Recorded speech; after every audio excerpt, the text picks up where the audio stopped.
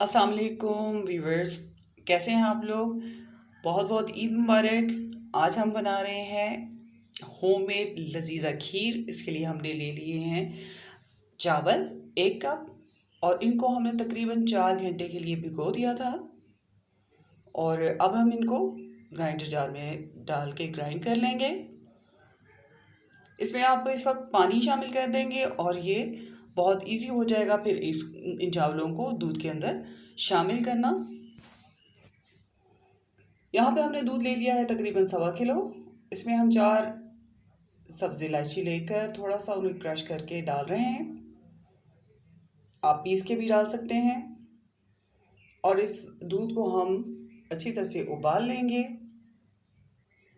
ابال لینے کے بعد اس میں تقریباً ہم 1 چھوٹا باؤل چینی کا ایڈ کر دیں گے۔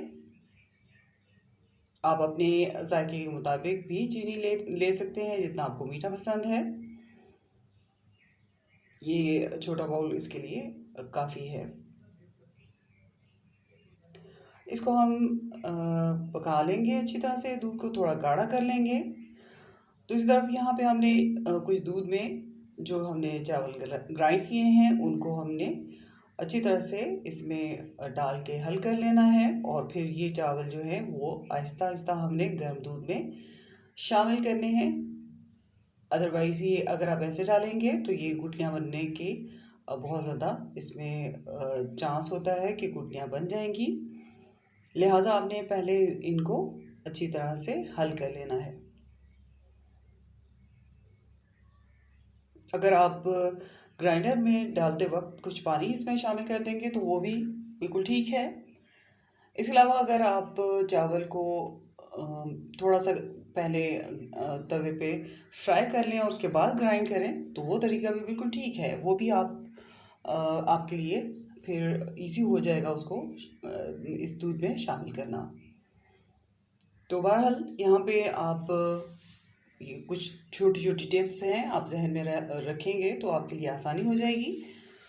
اب ہم مسلسل چمچہ چلاتے رہیں گے جب تک چاول حل نہیں ہو جاتے اور یہ کھیر جو ہے گاڑھے پن کی طرف نہیں جاتی۔ ہم اس کو مسلسل چلاتے رہیں گے، اور میک شور کریں گے کہ کوئی گٹلی وغیرہ نہیں بن رہی۔ تو یہ بہت آسانی سے بننے والی کھیر ہے، بہت جلد بن جاتی ہے۔ یہاں پہ ہم تھوڑے کرشڈ پستے اور کھوپرے کو اس میں شامل کر دیں گے۔ آپ کچھ اور ڈرائی فروٹ بھی اسی طرح سے کرش کر کے ڈال سکتے ہیں اس کے اندر۔ چمچہ ہم چلاتے رہیں گے، اور آپ دیکھ رہے ہیں کہ کھیر کافی حد تک گاڑھی ہو گئی ہے، تو اسے زیادہ ٹائم نہیں لگے گا، اور آپ کو جلدی ہی یہ آپ دیکھیں گے کہ یہ گاڑھے پن کی طرف چلی جائے گی اور بن کے تیار ہو جائے گی۔ لیکن جو کام آپ نے کرنا ہے وہ یہ ہے کہ اس میں چمچ چلاتے رہنا ہے۔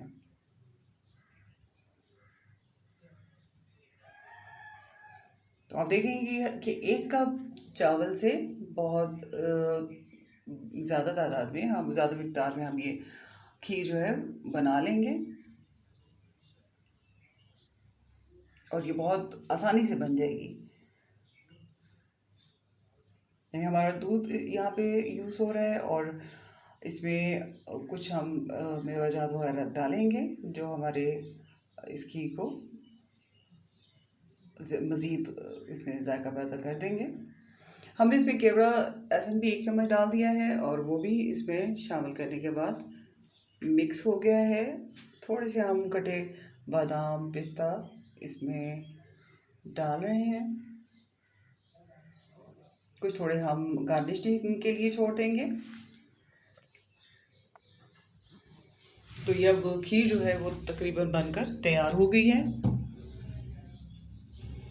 تو آپ اس کھیر کو ضرور ٹرائی کیجئے گا، یہ بہت آسانی سے بن جانے والی کھیر ہے، اور آپ دیکھیں گے کہ آپ کو اس کا رزلٹ اتنا اچھا ملے گا کہ آپ ہر بار بنانے کا آپ کو دل چاہے گا۔ یہ ہم نے ڈش آؤٹ کر لی ہے، آپ دیکھیں گے 2 ڈشز میں ہم نے 2 باؤلز میں نکال کے اس کو گارنش کر دیا ہے۔ تو آپ ضرور بنائیں اسے، اور اپنی دعاؤں میں یاد رکھیں، ہمارے چینل کو سبسکرائب کریں، ویڈیو کو لائک کریں، اپنی فرینڈ اینڈ فیملیز کے ساتھ ویڈیو کو شیئر کریں۔ اچھی عید گزاریے، اللہ حافظ۔